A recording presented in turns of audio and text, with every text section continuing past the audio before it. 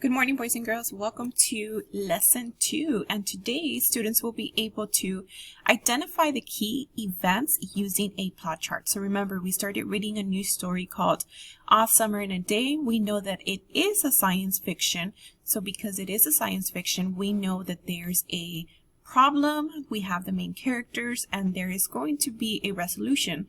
And it's the way the story ends. So let's see what we're going to do today. So our key points for the plot elements is what are we going to do? We're going to identify the plot. And what does plot mean? It's the exposition, the rising action, the climax, the falling action, or the resolution. That's just fancy words for events. So remember, what does plot mean? Events. So yes, anytime you hear identify the plots, that means I want you to identify key events. What happened at the beginning? What happened at the beginning, middle? Climax is in the middle. Falling action is during the middle end, and the resolution or the end, of course, is the end. And we're going to identify the story elements. For example, the character, the setting, the plot, which remember, what do we say for plot? They're the events, and then the main conflict. What is the main conflict in A Summer in a Day? How are we going to do that? We're going to highlight and underline the plot and setting. We're going to continue with yesterday's paper, which is called the story map. Remember, this is the same one you did in 3rd grade, but in 4th grade, we add a little more. And then we're going to create an illustration. What do you see in your head? I know Margot is our main character. What is she doing? Who do you see pushing her? What happens when the sun comes out? What do you see in your head? So all those sensory details. And then why? Why is this important? Well, boys and girls, it's important to know why certain events, remember the plot, or setting impacts the selection of the story. So imagine if the story was not in Venus. Would the problem be the same? No, right? Because once you change the setting, everything changes. Once a character changes, everything changes. So keep that in mind. The setting always causes some type of impact on the plot, on the events. Okay, I want you to listen to this video and I want you to look at the first one. On your response journal, I want you to create a T-chart, kind of like the one we did yesterday. And I want you to label it with what you can see, what you can hear, what you can smell, what you can taste, and what you can touch. So I'm going to go ahead and give you 1 minute, create a T-chart on your response journal, and then we're going to watch a quick video. So everybody should be opening their response journal to a blank new page. Remember your name, date, and goal. Create a T-chart, and you're going to label it with what you can see, you can hear, you can smell, you can touch, or you can taste. Sensory details, imagery. You have 30 seconds.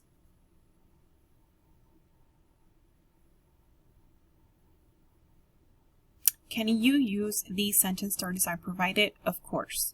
I see blank. I can hear blank. I can smell blank. I can taste blank. And I can touch blank.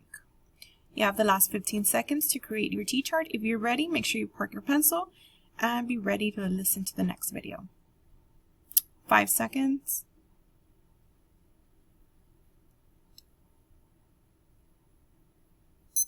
And let's go ahead and get started.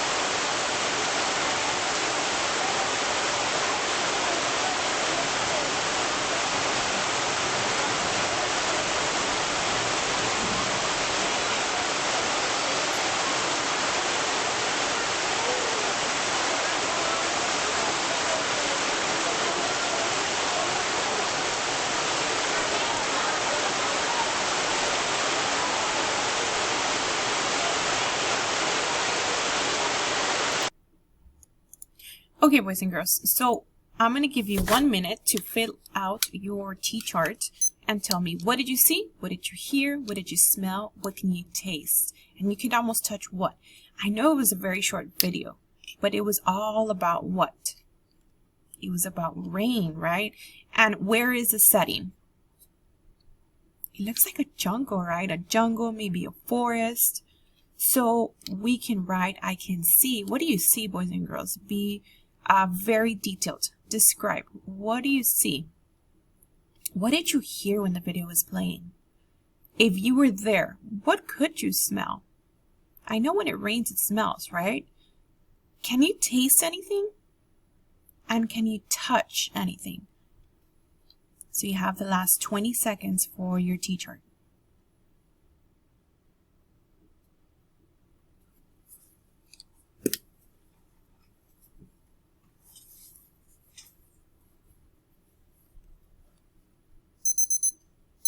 All right, park your pencils. So some of the things that you could have written was, I see rain. Definitely, right? We see rain. It's heavy rain. So we could even say it's raining cats and dogs, right? I also see some trees in the background, right? They're right here. So that's why I could infer, I can tell that's probably in a jungle or in a forest. What can we hear? Well, we can hear the rain, right? Once it hits these palm trees here, we can hear the rain. What can we smell, boys and girls? If we were there in that forest or in that jungle, what can we smell?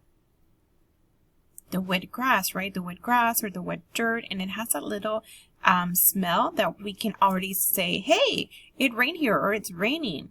What about for taste? Can we taste anything?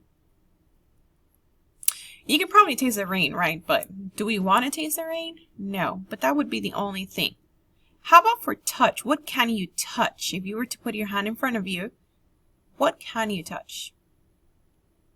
For sure you can touch the rain. What else? The grass. Good. What else? Probably the palm trees, right? If you go far enough, you can touch the palm trees. You can touch the trees. You can probably touch the dirt, right? Good. If you wrote anything of what I just said, you are on the right track. You can use your senses so that it gives us more details. Okay, let's go ahead and move on to our launch question. What is happening in All Summer in a Day? I know yesterday we stayed off in a very good part of All Summer in a Day, and this science fiction story is one of my favorites. I love All Summer in a Day. So let's go ahead and go back and continue reading. Make sure you have your packet from yesterday, your story map, because we're going to start, we're going to add to it. All a joke, said the boy and seized her roughly. Hey everyone, let's put her in a closet before the teacher comes. No, said Margot, falling back. They searched about her, caught her, and bore her, protesting and then pleading and then crying back into a tunnel, a room, a closet, where they slammed and locked the door. They stood looking at the door and saw it tremble from her beating and throwing herself against it. Boys and girls, I'm going to pause right here. Look what happens. Look what the author tells you. They stood looking at the door. So we can see what? We can see the children looking at the door, and look what it says. And saw it tremble at her beating and from her beating and throwing herself against it. What can we hear? We can hear her, right? She's hitting the door. She's trying to get out. So what can we infer? Do you think Margot is very happy about getting locked in a closet? No, right? She's very upset. She's trying to get out. She's trying to fight for herself, right? So she's throwing herself against the door, and that's what's making it tremble. They heard her muffled cries. Then, smiling, they turned and went out and back to the tunnel, just as the teacher arrived. Ready, children? She glanced at her watch. Yes, said everyone. Are we all here? Yes. Boys and girls, are the children being truthful? They're lying, right? Okay. The rain slacked still more. They crowded to the huge door. The rain stopped. It was as if, in the midst of a film concerning an avalanche, a tornado, a hurricane, a volcanic eruption, something had first gone wrong with the sound apparatus, thus muffling and finally cutting all of the noise, and all of the blasts, and the repercussions, and thunders, and then second, Wipe the film from the projector and inserted in its place a beautiful tropical slide which did not move or tremor. What is happening here, boys and girls? What did the author do? Look what he says. It was as if, so he's going to describe it, he's comparing it to something. In the midst of a film conserving an avalanche. What does it mean by an avalanche? It's when the snow falls right in a hill or a mountain, right? A tornado. Are tornadoes quiet? No, right? They're not quiet. So they're very loud, right? He's comparing it to that sound. A hurricane, a volcanic eruption. Something had first gone wrong with the sound of apparatus, thus muffling and finally cutting off all noise. So what happened? It was very what? It was very loud, and then it was very quiet, right? All of the blasts, all the repercussion and thunders, and then second, right from the ripped the film from the projector and inserted in its place a beautiful tropical slide which did not move or tremor. So the rain what? It stopped, right? The world ground to a standstill. You know when it rains and it gets really, really loud? What happened in that second? It was very quiet. It's almost like you can hear a pin drop, right? Because the author says the world ground to a standstill. The silence was so immense and unbelievable that you felt your ears had been stuffed or you had lost your hearing altogether. The children put their hands to their ears. They stood apart. The door slid back and the smell of the silent, waiting world came into them. Boys and girls, what does the author mean by the smell of the silent? Does it really mean that there's a smell in the silence? No, right? What does he mean? They could hear it, right? They can hear it. They were so shocked at how silent it was. Remember, how often does it rain?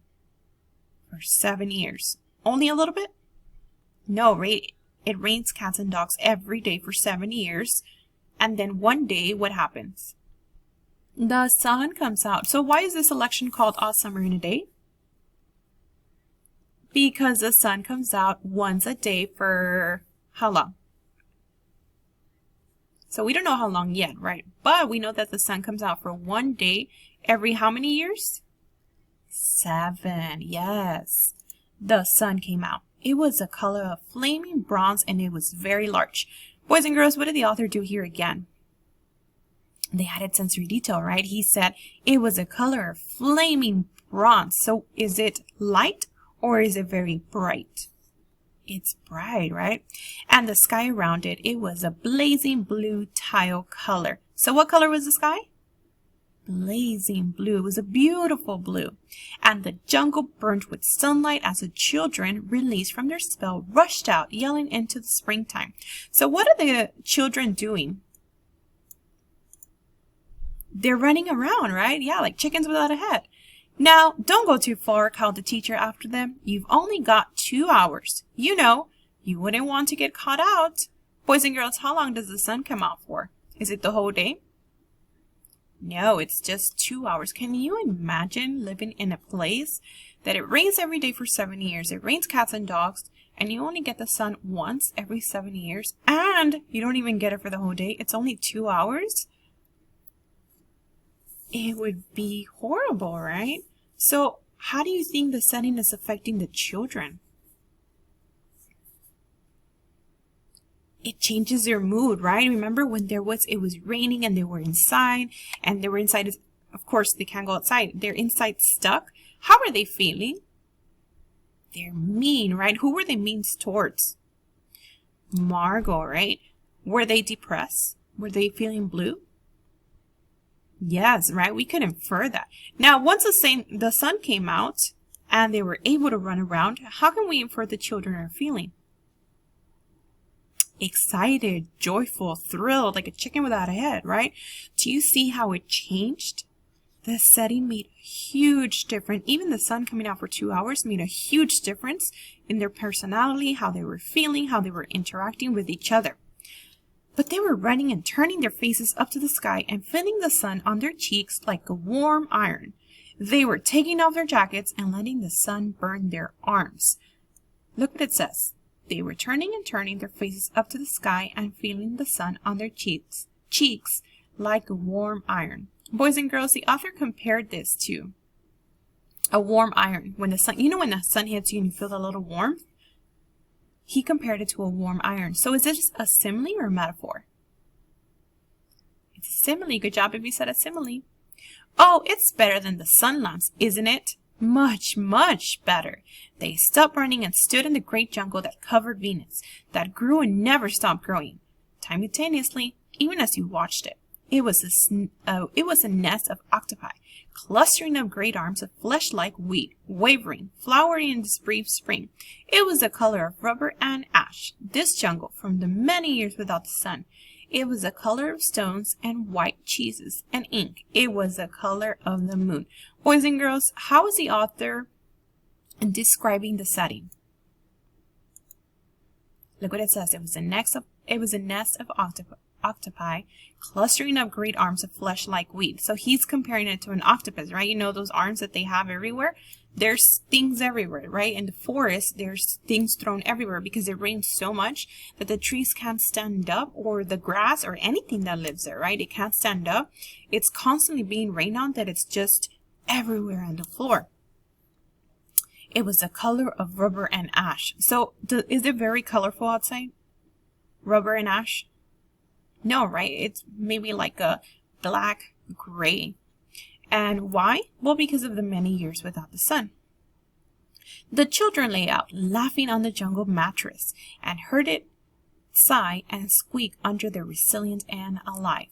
They ran amongst the trees. They slipped and fell. They pushed each other, and they played hide and seek and tag.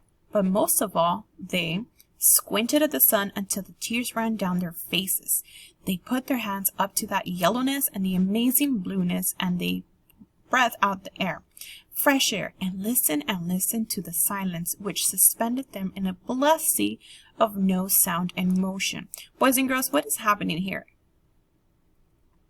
So if you were to close your eyes and I was to say, but most of all, they squinted at the sun until the tears ran down their faces. What are they doing? They're looking at the sun, right? Are you supposed to look at the sun? No, right? But they only get it for 2 hours every 7 years, that they're so excited to do so.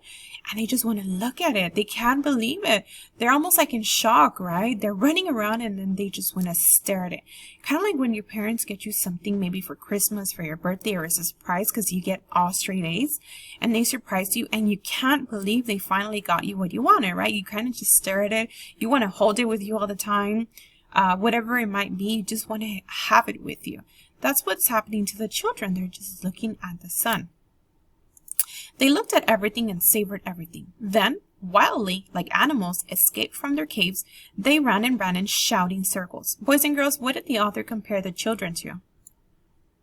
Animals, right? You know, those wild animals that go around. Maybe your dogs, even when they're inside and you take them outside and they're running around like a chicken without a head. They're running around, right?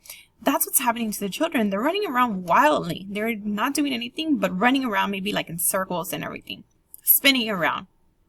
They ran for an hour and did not stop running. And then, in the midst of their running, one of the girls wailed. Everyone stopped. The girl, standing in the open, held out her hand.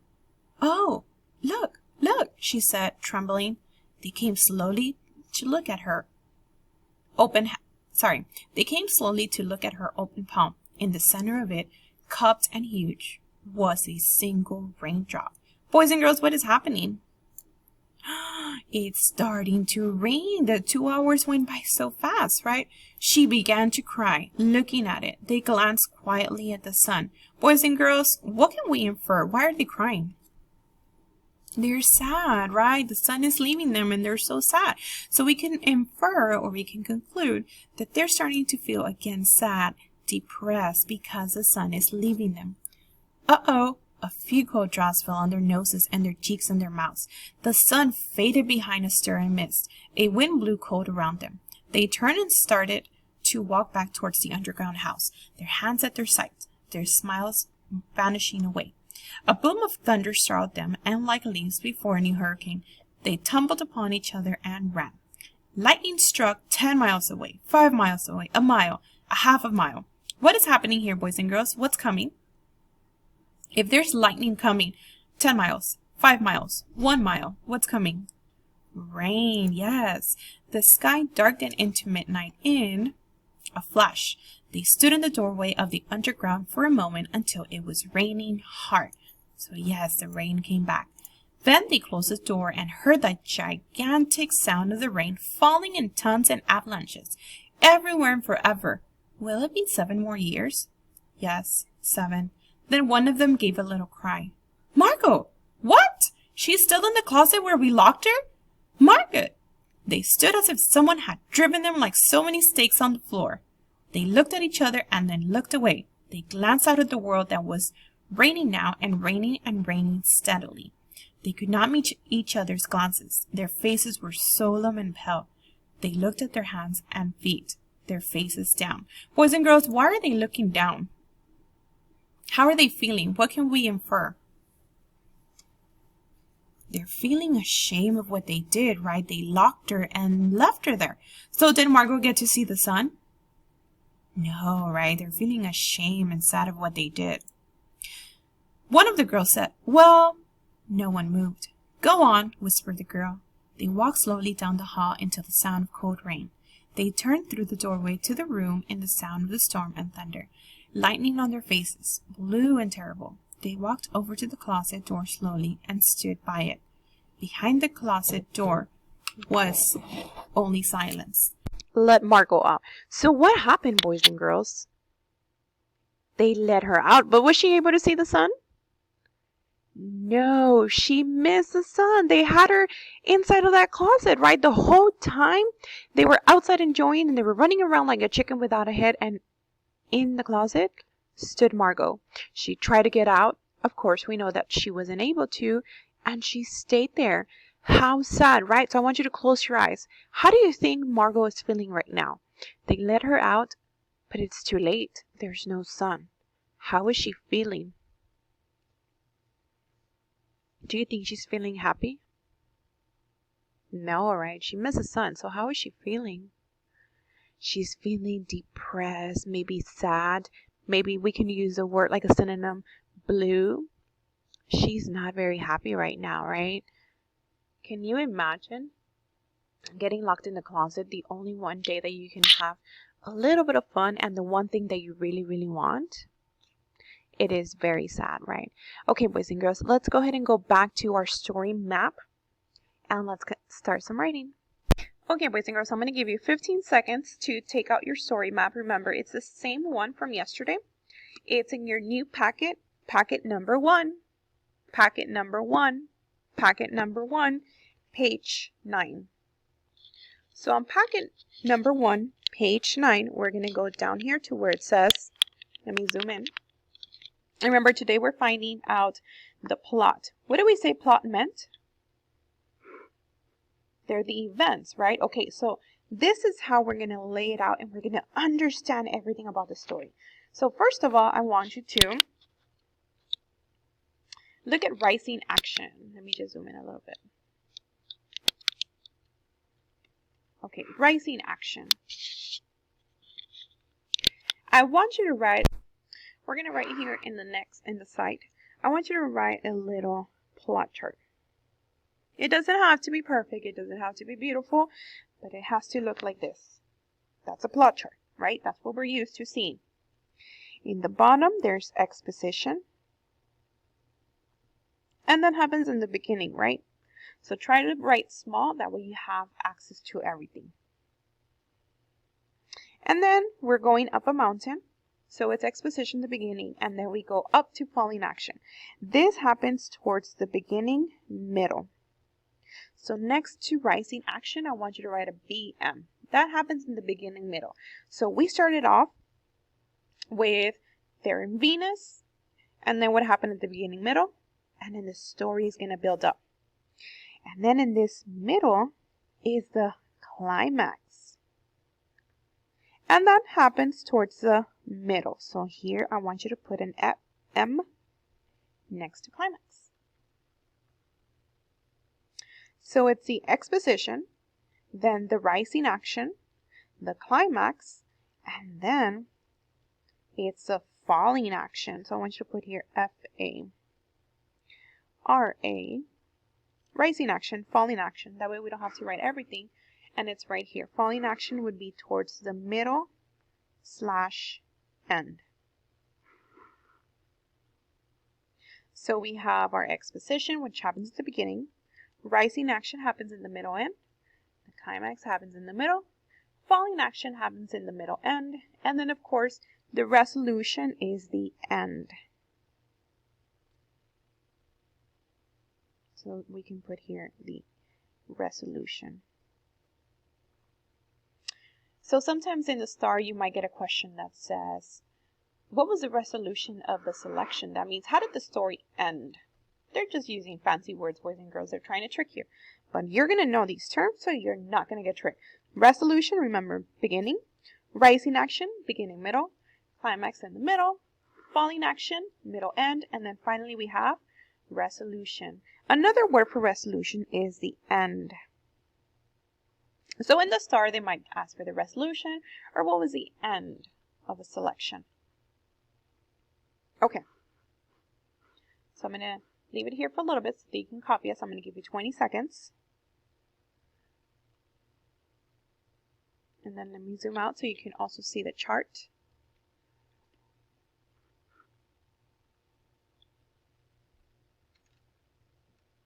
Boys and girls, what is the main problem of this selection? I know the setting is in where? It's in Mars, right? I mean, Venus, sorry. It is in Venus. What is the main problem? Why don't they like Margot? She remembers the sun, right? But is that the main problem? That is one of the problems, but is that the main problem? So remember, in a selection, you usually have several problems. But what is the main problem?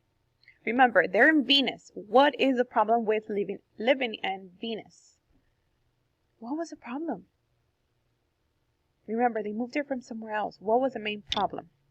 Because they live in Venus, what is the main problem? It rains every day for 7 years. Yes, so good job if you said that. So let's go ahead and write that. So in the problem, we're going to write it rains every day for 7 years. That's the main problem. Of course, there's other problems like they lock Margot in the closet, she missed the sun, but the main problem is that it rains every day for 7 years. Because of that problem, it makes the students or the children feel sad, depressed, they're mean, they lock Margot in a closet, they go outside and enjoy the sun, and then they come back and they remember, oh, Margot's still in the closet. Without this problem, boys and girls, if you were to remove this problem that they don't live in Mars and that it doesn't rain for 7 years, do you think this would be the same story? Absolutely not, right? Everything would change. The plot, which is the events, they would all change. Okay, so let's talk about rising action. So I know this story is about who? Margot and the children, where they live, in Venus. Okay. She moves there from Earth, right? She remembers the sun, but the children don't. So what is the first major rising action that happens? So I'm going to park my pencil and I'm going to go back to my story. Remember, a good reader always goes back to the story. And should I be reading here in the beginning? No, right? Remember, we said rising action was towards the middle, beginning middle. So I should be somewhere like here, right? Okay. So I'm going to start right here where Margot read her poem. I think the sun is a flower that blooms for just 1 hour. That was Margaret's poem, read in a quiet voice in a still classroom while the rain was falling outside. "Aw, you didn't write that," protested one of the boys. "I did it," said Margot. "I did it." "William," said the teacher. But that was yesterday. Now the rain was slackening and the children were crushed in the great thick windows. Boys and girls, what just happened? William is acting how towards Margot? He's being jealous, right? Why is he jealous? She remembers the sun, right? But he doesn't believe her. He's like, no, you don't. And he doesn't believe. Look at the way she described it. I think the sun is a flower that blooms for just 1 hour. She's describing the sun, right? But William is being very what? He's jealous of her, right? Because she's describing the sun. And does William to remember the sun? No, right? So can we write that as our rising action? That was the first major thing that we found out. Oh my goodness, I don't think William likes her. Yes, right? That's when he first was mean to her. So let's go back to our paper and let's go ahead and write that. So William. Is it only William though that doesn't like Margot? Or is it the other children too? It's also the other children, right? So I'm going to put here William and the children don't like Margot. Make sure you write small so that everything fits. If you're running out of space, that's okay. You can just grab a white piece of paper and write page 9, and then you can just copy this there. So William and the children don't like Margot. Why? Because she remembers the sun. Because she remembers the sun. So you can tell I ran out of space. It's okay. So William and the children don't like Margot because she remembers the sun. I'm going to draw a little sun right here just so that I can remember. Remember, it's all about sensory details. What is happening? What do I see? Well, the first major action, which was called the rising action, it happens towards the beginning middle, was when William made a statement. No, you didn't write that. We can already tell, boys and girls, there was going to be conflict. Now, boys and girls, what happened towards the middle? How did the story take a turn for the worse or for the better? But boys and girls, did this story get better or did it get worse? I mean, for us, it got better, right? But for Margot, how did it get? It took a turn to the worse, right? Let's go back to our selection. Should I stay here? Should I keep reading here? No, right? I should go towards the middle. Remember, in the middle. So remember, we're looking for the middle of the story and we're looking at how the story took a turn either for the best or for the worst. But we know the story for Margot, it did not get better. It actually got worse, right? So how did it get worse? What did they do to her? They locked her, right? Okay, so it is right here. Let's go ahead and go back and as a good reader, read it. No, said Margaret, falling back. They searched about her, caught her up, and bore her, protesting and then pleading and then crying back into a tunnel, a room, a closet, where they slammed and locked the door. They stood looking at the door and saw it tremble from the beating and throwing herself against it. They heard her muffled cries. Then, smiling, they turned away and went back out and back to the tunnel, just as the teacher arrived. So what did they do, boys and girls, to her? They locked her in a closet. Yeah, so let's go ahead and go back to our paper. Remember, that's how the story got worse for Margot. So the children locked Margot in the closet. And you know what? I'm going to draw a little smiley face because poor Margot, remember, she was crying. She was doing this to the wall, right? Or to the door. She was trying to get out. She was fighting so hard. Just because she remembered the sun. And remember, the main problem was what? That it rains every day for 7 years. Just because of that, the children were mean. They locked her in the closet because she remembered the sun. So this problem made other things happen. Do you see how the main problem and the setting impacts everything else? Yes, right? Everything just follows upon it, right? Alrighty, boys and girls. I'm going to go ahead and pause here, give you 30 seconds. If you've already copied everything, you're free to go to the live. If you haven't, you have the last 30 seconds to copy this.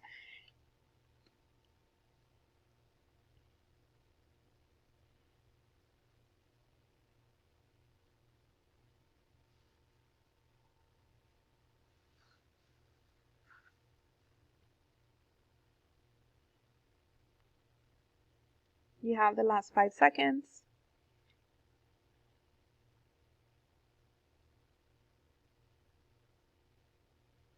Alrighty, boys and girls, I will see everybody in the live session. They unlocked the door and even more slowly and let Margot